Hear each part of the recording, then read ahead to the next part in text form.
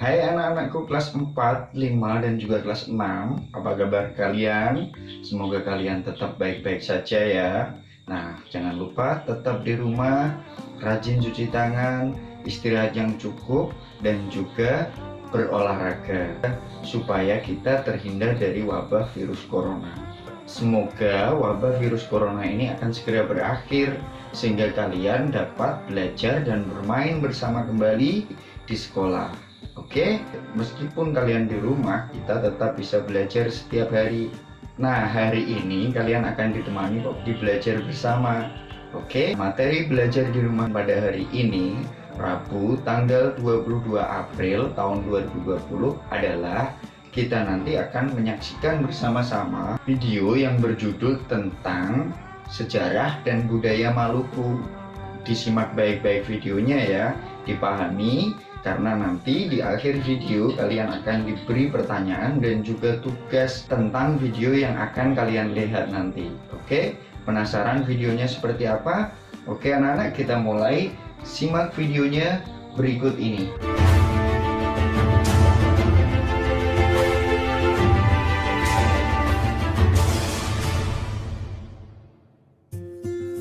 Hai teman-teman, kali ini kita akan menyimak sejarah rempah di Kepulauan Banda yang terletak di Provinsi Maluku.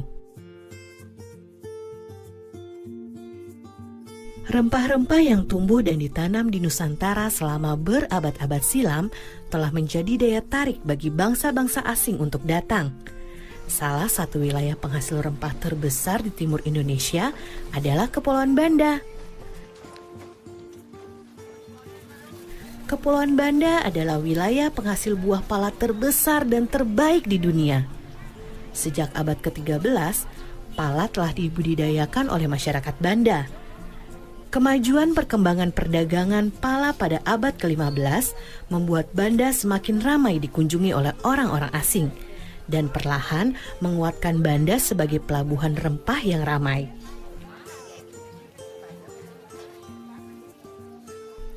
Sudah sejak lama, pala dimanfaatkan untuk berbagai kebutuhan hidup manusia. Pada abad ke-9, di Mesir dan India, pala digunakan sebagai pengawet jasad. Masih banyak lagi manfaat buah pala lainnya. Daging buah pala dapat dibuat sirup.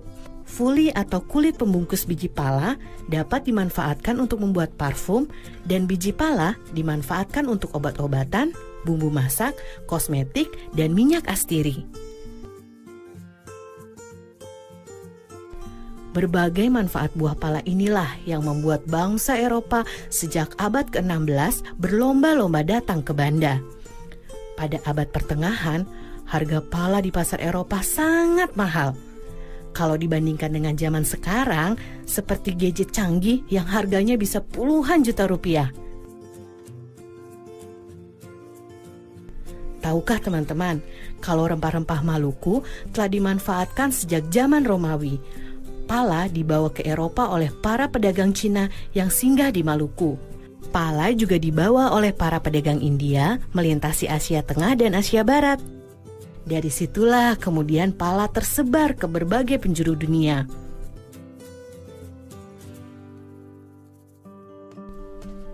Selama puluhan tahun, bangsa Eropa berlayar mengelilingi dunia mencari sumber rempah-rempah. Bangsa Portugis menjadi yang pertama kali mendarat di Banda pada tahun 1512. Kedatangan bangsa Portugis kemudian disusul oleh kedatangan bangsa Belanda pada tahun 1599. Inggris pun tak mau kalah. Mereka menyusul Belanda datang ke Banda pada tahun 1601. Persaingan Belanda dan Inggris memperebutkan pala di Banda akhirnya membuat Portugis tersisih. Melalui Serikat Dagang VOC, Belanda menjalankan taktik yang kejam untuk menguasai perdagangan pala. Belanda bahkan tak segan menggunakan berbagai cara, termasuk menyingkirkan para pemimpin desa atau yang dikenal dengan orang kaya. Kedatangan bangsa Eropa yang ingin menguasai perdagangan pala membuat masyarakat Banda menderita. Kejayaan pala sebagai rempah-rempah yang dicari oleh masyarakat dunia justru membuat masyarakat Banda perlahan terpinggirkan. Pada abad ke-19, setelah Inggris berhasil merebut Pulau Rune dari tangan Belanda, Inggris kemudian membawa pohon pala keluar dari Banda dan mulai menanamnya di Sumatera dan Malaysia. Sejak saat itu, monopoli perdagangan pala dunia yang dikuasai oleh VOC pun runtuh. Nah teman-teman, kini pala dapat kita peroleh dengan mudah di seluruh Indonesia. Ibu dan nenek kita sering memakai bubuk pala sebagai bumbu dapur. Kita juga bisa menikmati berbagai olahannya, seperti manisan, sirup, dan minyak gosok. Ternyata di balik bentuk pala yang mungil tersimpan sejarah yang luar biasa ya. Sampai jumpa di cerita seru sejarah Indonesia lainnya.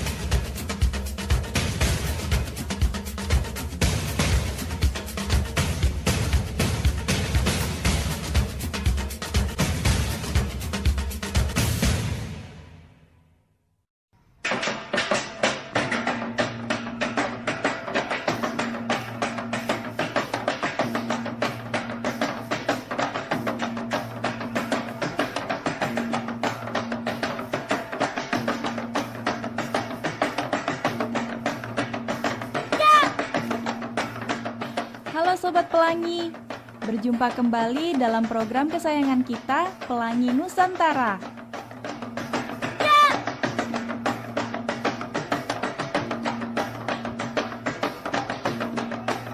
Sobat Pelangi, coba lihat teman-teman kita yang cantik ini. Mereka itu sedang menari apa ya?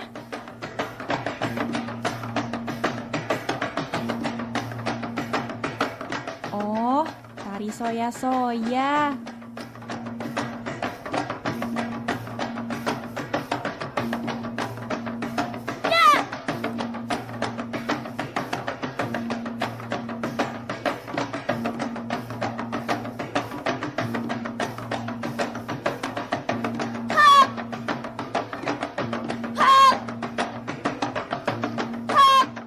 Tari soya-soya itu apa sih? Adik-adik, tarian soya-soya itu adalah tarian perang ya yang menceritakan tentang peperangan ya, kemarahan masyarakat Maluku Utara. Dan asalnya itu sebenarnya dari Pulau Kayowa. Ya, Pulau Kayowa itu di salah satu pulau di Halmahera Selatan yang kemudian menyebar ke seluruh Maluku Utara. Oh, ternyata tari soya-soya itu berasal dari Maluku Utara. Aku ingin tahu deh, latar belakang atau sejarah adanya tari soya-soya ini. Waktu itu terciptanya itu secara spontan sebenarnya ya adik-adik. Pada saat masyarakat atau yang di sana di daerah Maluku Utara itu disebut dengan Balakusu Sekanokano. Ya, Balakusu Sekanokano itu artinya rakyat yang merasa marah mengetahui bahwa Sultan Babullah diculik kemudian dibunuh. Seperti itu sampai terciptanya tarian tersebut gitu. Sobat Pelangi, perhatikan deh pakaian dan tata rias wajah mereka. Keren ya. Kalian mau tahu tidak bagaimana mereka merias wajah dan tata cara mengenakan kostum untuk tarian soya-soya ini? Kalau aku sih mau tahu banget. Kita simak penjelasan berikut ini. Untuk kostum soya-soya, ini dari setelan ya, seperti kemeja dan celana panjang. Kemudian ada selempang kiri kanan, ya, warna merah atau kuning. Kemudian rok. Nah, rok ini adik-adik berwarna 4 aja, ya. Topi itu kita namakan toala lipat, ya. Tidak ada ornamen lain kecuali ngana-ngana di sebelah kanan.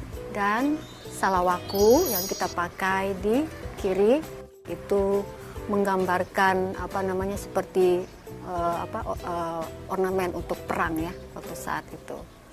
Jadi tarian soya-soya karena laki-laki semua, kita tidak memakai make up. Di tarian soya-soya ini ada sekitar 12 gerakan dasar, ya. Nah, tapi sampai sekarang itu kita belum ada namanya. Dari gerakan 1 sampai gerakan 12. Tapi setiap pergantian gerakan tadi sudah ada namanya, yaitu namanya saya. Ya, jadi setiap pergantian dari gerakan 1 ke gerakan berikutnya itu kita namakan saya. Dan salah satu gerakan yang kita sebut suba, yaitu pada saat kita hormat, ya, kita duduk kemudian kita hormat, itu menggambarkan kita menghormati. Jadi cerita dari setiap gerakan itu ada ceritanya. Salah satunya itu kita suba, itu menggambarkan kita suba atau hormat atas jenazah yang sudah ditemukan tadi, jenazah dari Sultan Babulah tadi. Jadi kostum adik-adik yang digunakan untuk penari soya-soya ini sangat unik, ya. Kita adaptasi dari bangsa kolonial dulu rupanya, ya. Jadi ada atasan setelan putih-putih dasarnya dan memakai rok. Jadi penarinya semua laki-laki, tetapi kostumnya ada memakai rok, ya.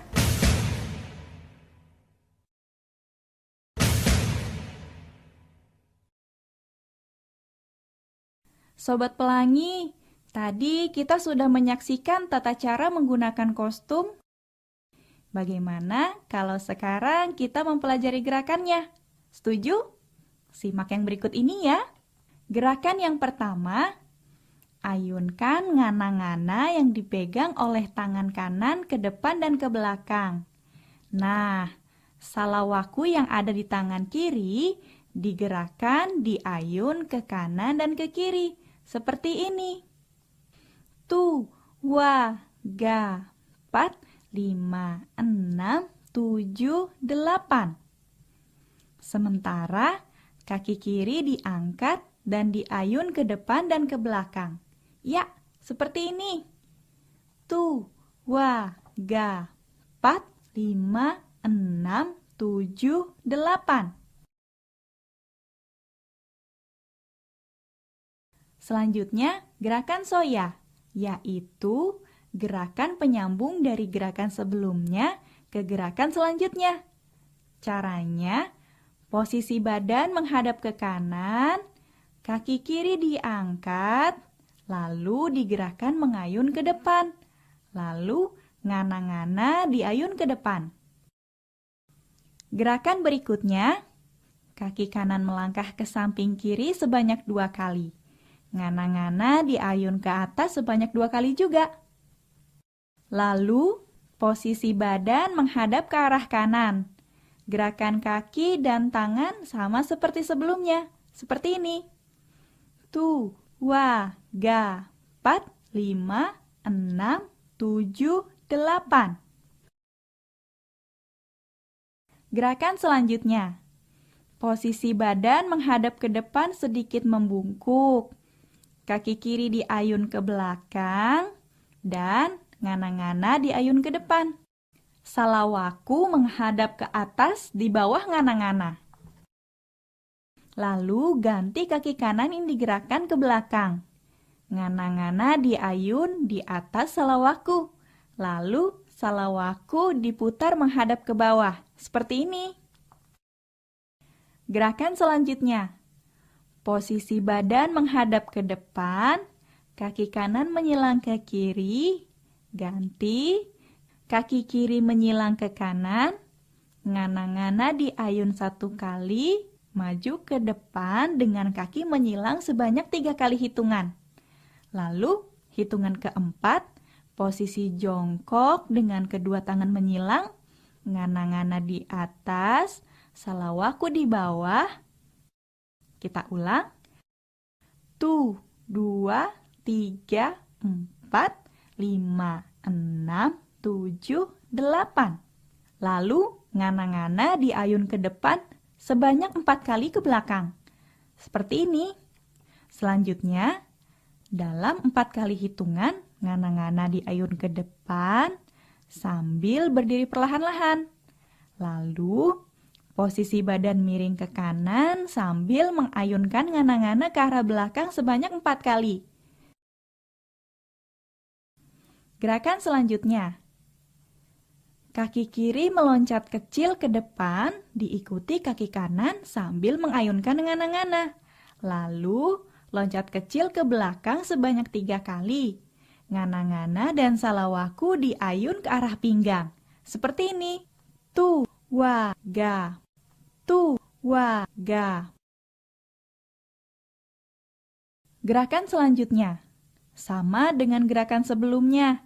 Setiap hentakan, kedua tangan diayun ke atas dan mempertemukan antara ujung ngana-ngana dan salawaku. Seperti ini ya. Tu, wa, ga. 4, 5, 6, 7, 8. Tu, wa, ga. 4, 5, 6, 7, 8. Gerakan selanjutnya. Ayunkan kaki kanan dan kiri secara bergantian ke arah samping. Ngana-ngana dan salawaku berada di pinggang. Seperti ini.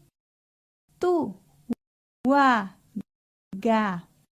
4, tu, wa, ga. 4. Gerakan selanjutnya. Lari-lari kecil ke depan sebanyak 2 langkah diakhiri dengan kedua tangan mempertemukan ujung ngana-ngana dan salawaku. Lalu berputar ke belakang setengah lingkaran sambil mengayunkan ngana-ngana sebanyak 3 kali hitungan. Hitungan keempat, badan menghadap ke depan sambil terus meloncat, maju, mundur sebanyak 4 kali hitungan. Seperti ini. Tu, wa, ga. 4, 5, 6, 7, 8. Tu, wa, ga. 4, 5, 6, 7, 8.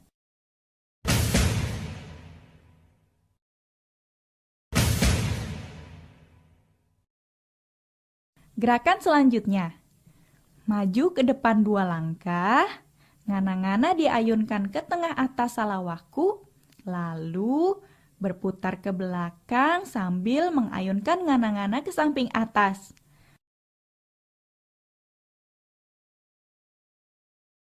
Tu, wa, ga. 4, 5, 6, 7, 8. Tu, wa, ga. 4, 5, 6, 7, 8. Gerakan selanjutnya. Kaki loncat ke depan dan ke belakang. Diikuti dengan ngana-ngana dan salawaku diayun ke depan dan ke belakang. Lalu balik kanan, loncat kecil dengan 4 kali hitungan. Seperti ini. Tu, wa, ga. 4, 5, 6, 7, 8. Tu, wa, ga. 4, 5, 6, 7, 8. Lanjut.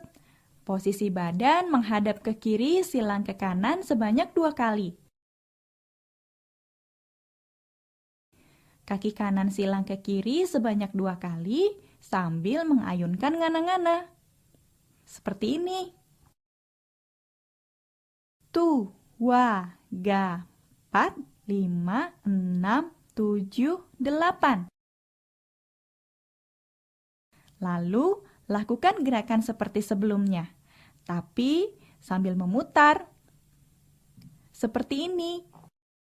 Tu, wa, 3, 4, 5, 6, 7, 8. Bagaimana Sobat Pelangi? Tidak sulit kan? Kalian harus rajin berlatih agar bisa menguasai gerakan tari soya-soya ini. Kita coba pakai musik yuk.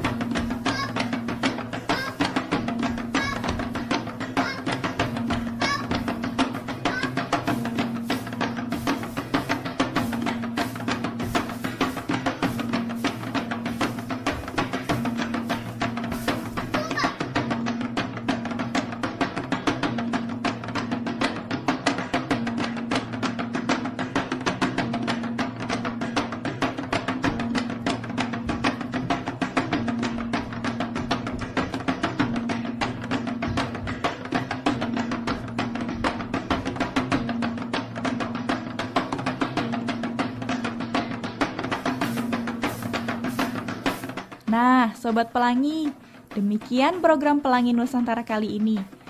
Sampai jumpa di episode selanjutnya.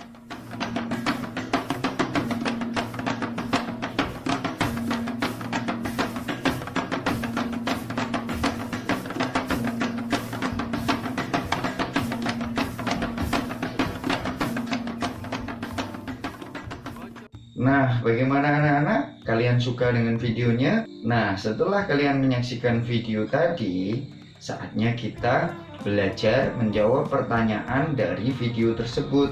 Oke anak-anak, nah di awal video tadi kalian sudah belajar tentang tanaman pala, termasuk beberapa manfaat dari tanaman pala. Nah, untuk pertanyaan yang pertama adalah bagaimana caranya membudidayakan tanaman pala. Nah, membudidayakan ya. Nah, bagaimanakah cara membudidayakannya? Kalian tuliskan jawabannya di kertas kalian. Nah, lihat lagi videonya jika kalian belum menemukan jawabannya. Oke? Nah, sekarang kita masuk ke pertanyaan yang kedua. Pertanyaan yang kedua adalah soya-soya merupakan tarian yang berasal dari Maluku Utara. Nah, apa yang harus kamu lakukan untuk melestarikan budaya nasional seperti tarian soya-soya tersebut? Oke, tuliskan jawabannya. Menurut kalian bagaimana sih caranya melestarikan budaya nasional seperti tarian soya-soya yang berasal dari Maluku Utara? Oke. Nah, untuk pertanyaan yang ketiga, ini ada dua pertanyaan. Apa nasihat yang terdapat pada lagu Rasa Sayang Sayangi? Kalian tahu ya dari mana lagu Rasa Sayang Sayangi dan bagaimana cara menyanyikannya? Nah, bagi kalian yang belum tahu lagu Rasa Sayang Sayangi, kalian bisa cari di YouTube. Ketikkan lagu Rasa Sayang Sayangi. Nah, setelah itu kalian perhatikan dan coba nyanyikan lagu Rasa Sayang Sayangi di depan ayah dan bunda kalian masing-masing. Kalian tampil di depan ayah dan bunda menyanyikan lagu Rasa Sayang Sayangi. Nah, ayah dan bunda kalian pasti akan merasa senang karena kalian bisa menyanyikan lagu daerah. Oke anak-anak, demikian tadi materi, pertanyaan, dan juga tugas kalian belajar di rumah pada hari ini. Oke, setelah kalian selesai menjawab semua pertanyaan, kalian foto dan kalian kirimkan kepada guru kalian masing-masing. Oke, nah jangan lupa nanti siang Pak Budi akan membuat pembahasan dan juga kunci jawaban pertanyaan-pertanyaan ini tadi. Jadi jangan lupa subscribe dan aktifkan lonceng notifikasinya agar kalian mendapat pemberitahuan ketika Pak Budi upload video tentang kunci jawaban dan pembahasan dari soal ini tadi. Oke anak-anak, selamat belajar dan menjawab pertanyaannya. Saya akhiri. Wassalamualaikum warahmatullahi wabarakatuh. Tetap semangat belajar di rumah.